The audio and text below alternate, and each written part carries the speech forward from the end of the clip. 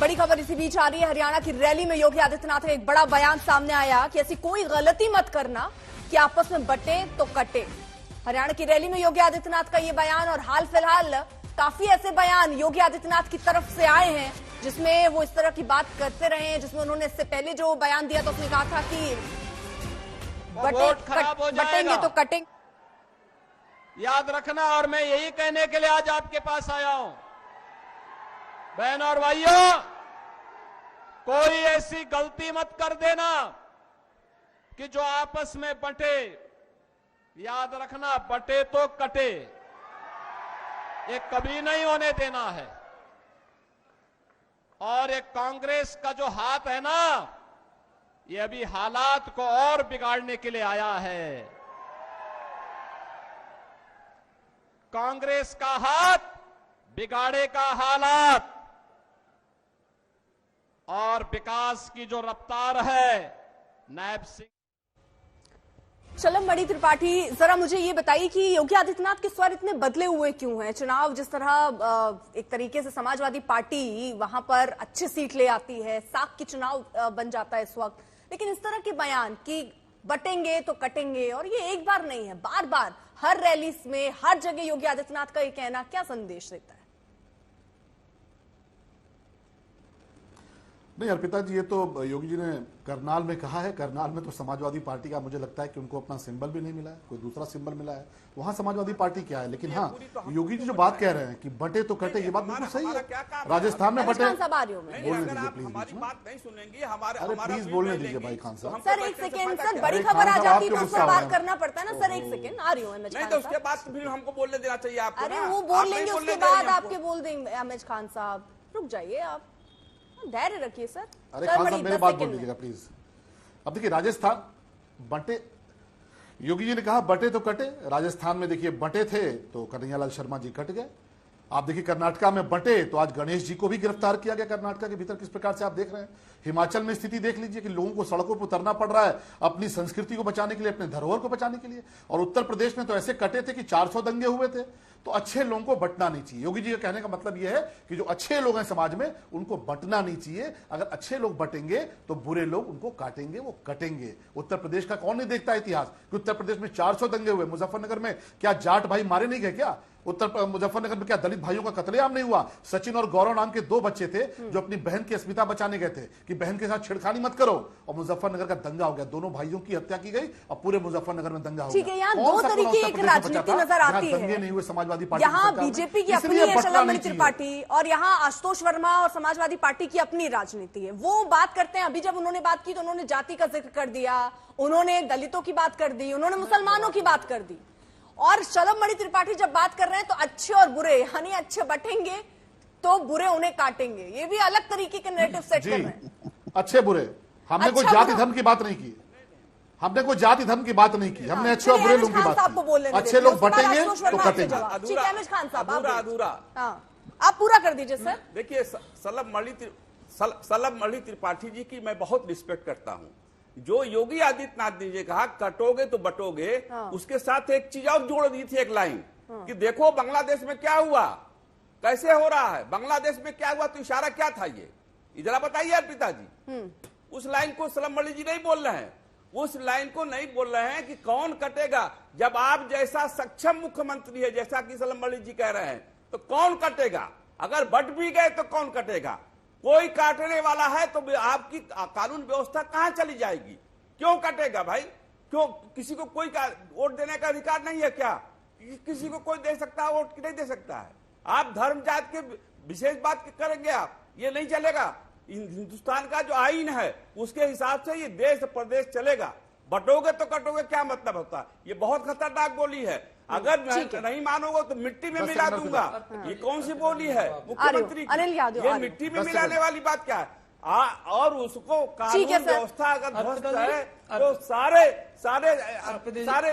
ठीक है। वो ये कह रहे हैं, बांग्लादेश का एग्जाम्पल भी तो साथ साथ दे रहे हैं। आप यहाँ अच्छा बुरा कह रहे हैं शलभ मणि त्रिपाठी, या योगी आदित्यनाथ भी सीधे तौर पर क्या कहना चाह रहे हैं सबको सब स्पष्ट है जितने लोग बैठे हैं।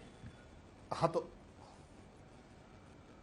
नहीं, बांग्लादेश में भी अच्छे लोग बटे तो देखिए वहां कटने की स्थिति आ गई। और तो और छोड़िए, आपने देखा होगा मऊ दंगे में जब समाजवादी पार्टी की सरकार थी, अच्छे लोग बट गए तो मुख्तार अंसारी दंगों में जिप्सी के ऊपर बैठ के दंगे कराता था। किसको याद नहीं है? समाजवादी पार्टी की सरकार थी, अच्छे लोग बटे थे तो मुख्तार अंसारी जिप्सी पे बैठ के खुलेआम घूमता था। प्रयागराज में अच्छे लोग बटे थे तो अतीक अहमद ने दंगे कराए, अतीक अहमद ने हत्याएं कराई, मुकीम काला ने हत्याएं कराई। तो अच्छे लोग बटेंगे तो कटेंगे। तो इसमें बांग्लादेश कोई इसका एग्जाम्पल आप सबसे ऐसा बड़ा दे उदाहरण सकते है हैं कि कि अच्छे अच्छे लोग जो हैं, एकजुट हुए तो जो इस बुरे में प्रकार की जिसका आप ताकतें थी। एग्जाम्पल दे रहे हैं सारे मुस्लिम ही मैं हैं। जवाब दे दूं, मैं जवाब दे दूं अर्पिता जी।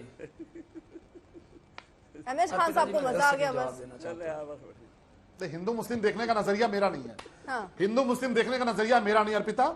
मैं तो स्पष्ट कहता हूं कि जो अच्छे लोग बटेंगे तो बुरे लोग उनको काटेंगे। और बुरे लोग कौन है? क्या मुख्तार अंसारी बुरा नहीं? क्या महापुरुष है? क्या ये अनिल भाई के लिए हो सकता है? अनिल भाई गलती नहीं है। इनकी जो नेता है प्रियंका वाड्रा, उन्होंने मुख्तार अंसारी को छुपा कर रखा था। और हम नहीं कह रहे, आम आदमी पार्टी की सरकार के गृह मंत्री ने कहा कि मुख्तार अंसारी को बाकायदे छुपा कर रखा गया था पंजाब की जेल में। और जब सरकार आए बार बार अपील ठीक है, कराई उनसे, प्रियंका ठीक है, वाड्रा से ठीक है, कि अनिल यादव। मुख्तार अंसारी को भेज दो। ये भेजते नहीं थे। ठीक है, अनिल यादव।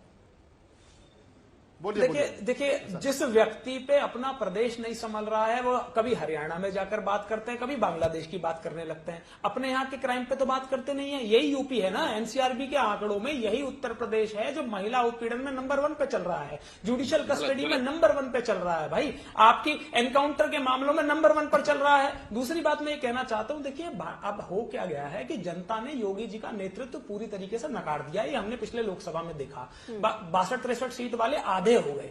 अब जनता ने नकार दिया ये तो जानते हैं, लेकिन दिल्ली वाले ना नकार दें इसलिए उलझुल बयान देना है। क्योंकि आपको पता है कि बीजेपी की पृष्ठभूमि ये रही है कि जो जितना खराब बयान देगा, जितना पोलराइज करेगा, जितना भाई से भाई को लड़ाने की बात करेगा, उतना वो आगे बढ़ेगा। तो उनको अपने नेताओं को खुश करने के लिए इस तरह के बयान देने पड़ते हैं। और एक और कारण है कि क्योंकि इस प्रदेश में जो अव्यवस्था फैल रखी है उस पर ध्यान ना जाए, इसलिए ये इस तरह के बयान देते हैं। ठीक है, आशुतोष वर्मा।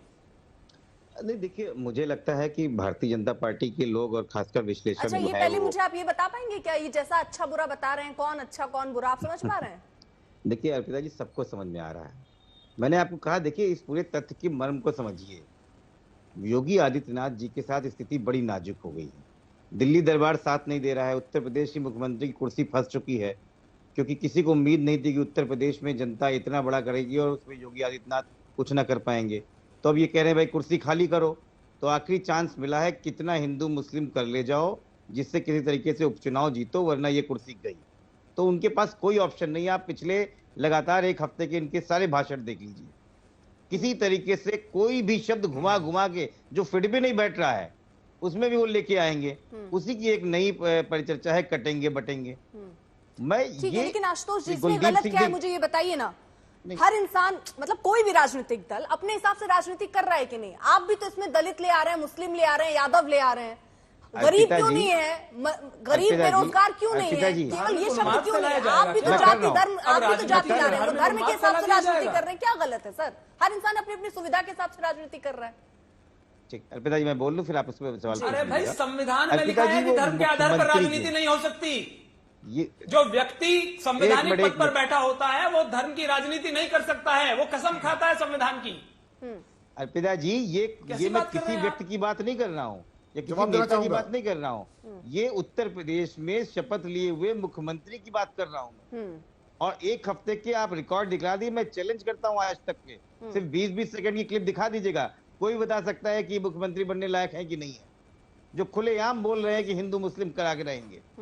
आप क्या बात कर रही हैं? हम सब लोग जानते हैं कि उनकी पूरी की पूरी राजनीति इसी पे चमकती है। इस पे एक रिएक्शन अगर एक बार भी उसके ना बोले। और ठीक है, अर्पिता छोटा जी सा दूसरी reaction। बात ये कुलदीप सिंह सेंगर चिन्मयानंद वाली पार्टी हमको बता रही है हमें क्या करना है। ठीक ठीक, ये पहले शांतनु अपने जी, आप के देखे। आज भी एडीआर देती है उत्तर प्रदेश के ठीक है। एमएलए में 44 चलो जल्दी से, एमएलए हाँ। भारतीय जनता पार्टी के हैं जिनके ऊपर सुन क्रिमिनल लीजिए, सुन रिकॉर्ड्स लीजिए। हैं। अरे क्या उनके ऊपर कोई एक्शन हुआ? ये अनिल जो भाई, हामिद सिलेक्टिव अंसारी राजनीति याद है कि भारतीय भूल गए जनता आपको? पार्टी की है, अनिल ये भाई, खतरनाक है। हामिद अंसारी और ये आपको नहीं याद है दिखता कि भूल गए? शांतनु गुप्ता जैसे लोगों को हो गया आशुतोष भाई, महिमा सुन मंडन लीजिए। कर रहे हैं। अरे सुन लीजिए आशुतोष भाई, सुन लीजिए। अनिल भाई, आपको हामिद अंसारी याद है कि भूल गए? इस देश ने उपराष्ट्रपति के पद पर सुशोभित कराया था और बड़े गर्व के साथ कहते थे कि मैं पहले मुसलमान हूं, उसके बाद में उपराष्ट्रपति हूं, वंदे मातरम नहीं बोलूंगा। आपके शिंदे आपकी सरकार के मंत्री थे, कहते थे हमने पहला मुसलमान आईबी चीफ बनाया। राहुल गांधी कहते थे, मनमोहन सिंह कहते थे संसाधनों पर पहला हाथ फिलहाल देखिए मुसलमान का समय है। इतनी की तो इजाजत आपको तो देता है।